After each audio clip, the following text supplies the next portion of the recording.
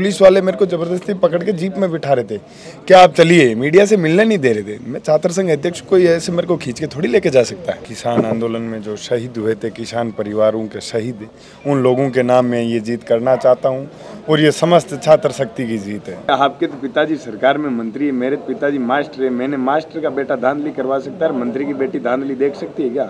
सरकार के दबाव, ये एनएसयू संगठन के दबाव के अंदर वो जैसे तैसे षड्यंत्र रच रहे थे, कैसे जैसे अपन चुनाव जीत जाएं। तो मैं उन लोगों को एक ही ललकार दे रहा था कि मैदान में आके, धरातल पे आके मेरे सामने संघर्ष कीजिए, आप छात्र शक्ति के लिए कार्य कीजिए, नहीं तो आप लोग मेरा मुकाबला नहीं कर पाओगे। वो दबंगाई आपके अंदर देखने को मिलती है कि सोशल मीडिया पे एक नाम चला हुआ है कि हनुमान के बाद में वो छात्र नेता निर्मल चौधरी है जिसके लिए रात को दरवाजे खुले हैं कोर्ट के। तो 2023 में विधानसभा चुनाव है। पायलट साहब आदर्श है मेरे, वो राजस्थान क्या हिंदुस्तान में किसी भी नेता को आप मान सकते हो, जरूरी नहीं है कि वो आपकी मदद करे। जब किसानों ने पूरी ताकत के साथ, पूरी शक्ति के साथ, पूरे दृढ़ निश्चय के साथ आंदोलन किया तो प्रधानमंत्री को बेक होना पड़ा। तो उसी प्रकार से मैंने सोच लिया था उसी दिन कि निर्मल आप भी मेहनत करोगे तो बड़े बड़े संगठनों को और पद और पार्टियों को और पावर को बेक होना पड़ेगा, आपकी संघर्ष की जीत होगी। नमस्कार, मैं अजय कुमार, आप देख रहे हैं बोल हिंदुस्तान। मान लो तो हार है और ठान लो तो जीत है, और ये कमाल कर दिखाया है राजस्थान विश्वविद्यालय में निर्मल चौधरी ने। क्योंकि 2 साल बाद जब छात्र संघ के चुनाव आए थे तो निर्मल चौधरी ने अब की बार राजस्थान विश्वविद्यालय में निर्दलीय हुकार भरी थी। आज वो जीत गए हैं, 1465 वोटों से वो निर्दलीय रूप के प्रत्याशी के रूप में वो विजयी हुए हैं। और इनसे बात करेंगे, इनके तमाम मुद्दे जो छात्रों के बीच ये लेके गए थे, उनके आधार पर छात्रों ने इन्हें 1 साल का मौका दिया है, और अब आगे इनकी क्या रणनीति रहेगी उन पर सभी पर चर्चा करेंगे। सबसे पहले तो आपको जीत की बहुत सारी बधाई। धन्यवाद। ये जीत आप किन्हें समर्पित करना चाहते हैं, किन के नाम करना चाहते हैं? किसान आंदोलन में जो शहीद हुए थे, किसान परिवारों के शहीद, उन लोगों के नाम में ये जीत करना चाहता हूँ और ये समस्त छात्र शक्ति की जीत है। जैसे कि निर्मल भाई, चुनावों के समय आपने अलग अलग मुद्दे उठाए। 2 साल कोरोना के वक्त भी कैंपस में कोई छात्र नेता दिखा तो निर्मल चौधरी सक्रिय रूप से दिखा। उस दौरान कई मुद्दे थे जिन पे आपने काम किया। क्या लगता है कि इन वोटों में जैसा ध्रुवीकरण किया गया था जाति के नाम पर, धर्म के नाम पर, उनका कोई प्रभाव दिखा या फिर सिर्फ संघर्ष को चुना? संघर्ष को चुना छात्र शक्ति ने। जो उन लोगों के बीच रहेगा, छात्र शक्ति पढ़ी लिखी छात्र शक्ति है, प्रदेश की सबसे बड़े विश्वविद्यालय में पढ़ने आती है। उन लोगों को पता है अपना अध्यक्ष कैसा होना चाहिए, हमारे लिए कौन क्या कार्य कर सकता है, कौन इस विश्वविद्यालय की शिक्षा के स्तर को बदल के उन लोगों को अच्छी मुकाम तक जाने में मदद करेगा। जैसे कि आपको तमाम राजस्थान से बधाइयाँ आ रही होंगी, कोई ऐसा व्यक्ति जो स्पेशल आपको कोई खास संदेश किसी का? मैं समस्त मेरी टीम का धन्यवाद करना चाहता हूं जिन्होंने पूरी जी और जान से मेहनत की थी अध्यक्ष के लिए। अभी आप देखें कि आप जैसे ही अध्यक्ष के रूप में घोषणा हुई थी कि 1465 वोटों से निर्मल चौधरी जीत गए, उस दौरान जैसे आप बाहर निकल रहे थे तो आपके तेवर कुछ तीखे नजर आए। क्या मामला हुआ था उस दौरान? सब मीडिया मेरे सामने खड़ी थी जो आज से आज तक मेरी आवाज़ को मजबूत करती रही है। पुलिस वाले मेरे को जबरदस्ती पकड़ के जीप में बिठा रहे थे, क्या आप चलिए, मीडिया से मिलने नहीं दे रहे थे। मैं छात्र संघ अध्यक्ष कोई ऐसे मेरे को खींच के थोड़ी लेके जा सकता है। क्या बात हुई थी, मतलब पुलिस के बीच में हुआ था? पुलिस ये कह रही थी मीडिया से आप बाद में बातचीत कर लेना, अभी चलो। अच्छा, तो मैंने आपका पुलिस और यूनिवर्सिटी के स्टाफ के साथ 36 का आंकड़ा तो कई दिनों से रहा? नहीं, मैं जायज़ बात करता हूँ। जायज़ बात के बीच में कोई आएगा तो मेरा 36 का आंकड़ा मानो चाहे कोई और आंकड़ा मानो, मैं जायज़ बात के लिए हमेशा लड़ने के लिए तैयार रहता हूँ। अभी आपको देखेंगे जिस वक्त नामांकन दर्ज कर रहे थे आप, उस दौरान लाठीचार्ज हुआ था, आपके भी चोट लगी थी, आपके बहन के भी चोट लगी थी। उस मामले के बाद में क्या माहौल दोबारा से बढ़ गया था निर्मल चौधरी की? नहीं, वो सरकार के दबाव में किया था। अब चुनाव हो गए तो पुलिस अपना कार्य कर रही है, मैं अपना कार्य कर रहा हूँ। छात्र शक्ति के हकों के हितों की लड़ाई लड़ने की तैयारी कर रहा हूँ। किन लोगों ने किया था वो जो आपको आधी रात को जमानत लेनी पड़ी थी? सरकार के दबाव, ये एनएसयू संगठन के दबाव के अंदर वो जैसे तैसे षड्यंत्र रच रहे थे, कैसे जैसे अपन चुनाव जीत जाएं। तो मैं उन लोगों को एक ही ललकार दे रहा था कि मैदान में आके, धरातल पे आके मेरे सामने संघर्ष कीजिए, आप छात्र शक्ति के लिए कार्य कीजिए, नहीं तो आप लोग मेरा मुकाबला नहीं कर पाओगे। जैसे कि राजस्थान में 17 विश्वविद्यालय हैं जहाँ 9 पर निर्दलीय, 2 पर एसएफआई, 6 पर एबीवीपी ने जीता है। एनएसयूआई का कहीं ना कहीं पूरी तरफ से छात्रों ने नकार दिया है, युवाओं ने नकार दिया है। क्या वजह रही कि आप क्या वजह मानते हैं? धरातल पे कार्य नहीं करोगे, झूठे षड्यंत्र रचोगे तो 17 विश्वविद्यालय, कॉलेज हर जगह से आप लोगों को हार का ही मुंह देखना पड़ेगा। अभी आपको देखें तो आपके पीछे जिसका सबसे बड़ा हाथ मान रहे हैं, आप किन्हें मान रहे हैं सबसे मजबूती के साथ आपके पीछे? छात्र शक्ति का हाथ मानता हूँ मेरे पीछे। जैसे कि आज न्यूज़ में बड़े बड़े आर्टिकल छपे हैं कि मुकेश भाकर विधायक हैं, वो अनिल चोपड़ा जो छात्र नेता हैं, अभिमन्यु पुनिया, उन लोगों ने रणनीतियाँ। मुकेश जी मेरे बड़े भाई हैं, उनके पद चिन्हों पर चला हूँ, मेरे संघर्ष मैंने खुद ने किया है।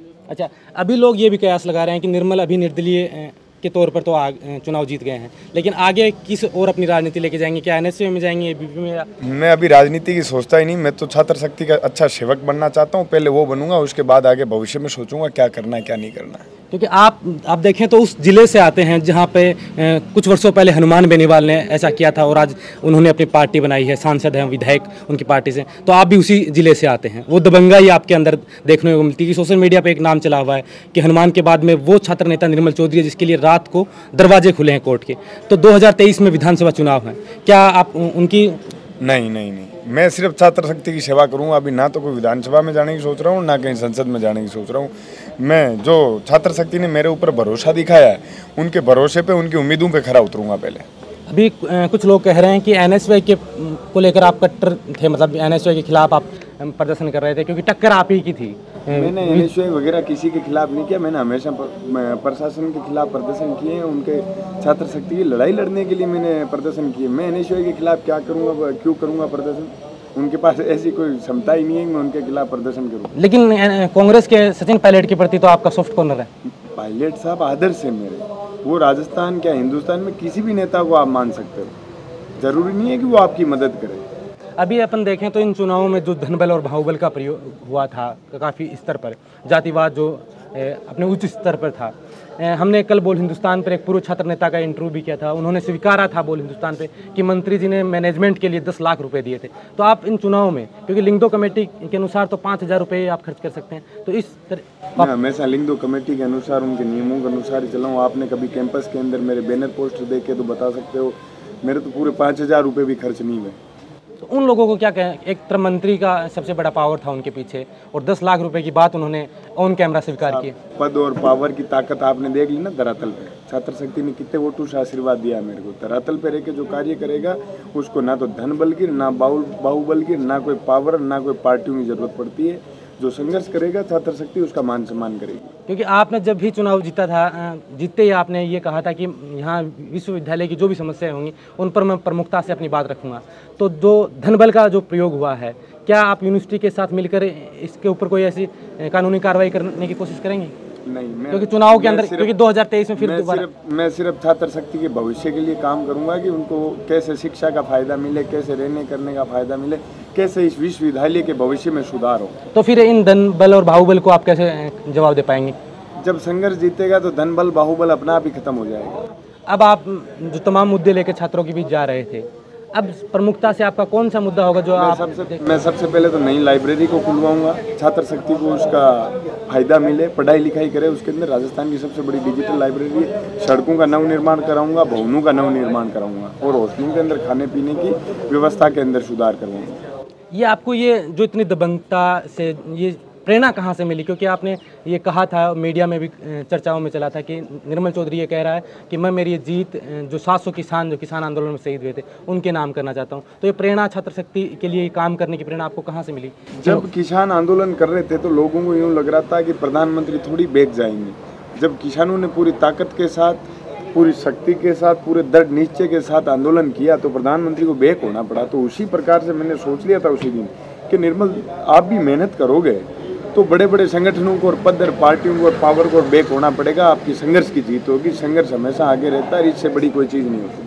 अभी आप पे एक आरोप भी लगाया हुआ है, जो आपके टक्कर में निहारिका मीणा थी, उन्होंने कल एक फेसबुक लाइव के दौरान कहा कि चुनावों में कुछ धांधली हुई है। इसको लेकर आप क्या मानते हैं? क्या हमको कोर्ट जाएंगे? क्या आपके तो पिताजी सरकार में मंत्री है, मेरे पिताजी मास्टर है। मैंने मास्टर का बेटा धांधली करवा सकता है, मंत्री की बेटी धांधली देख सकती है क्या?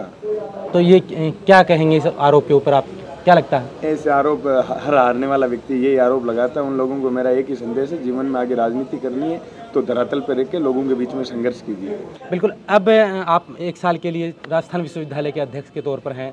आपने बताया कि प्रमुखता से जो लाइब्रेरी की मांगे हैं इनको आप करवाने का काम आप करेंगे।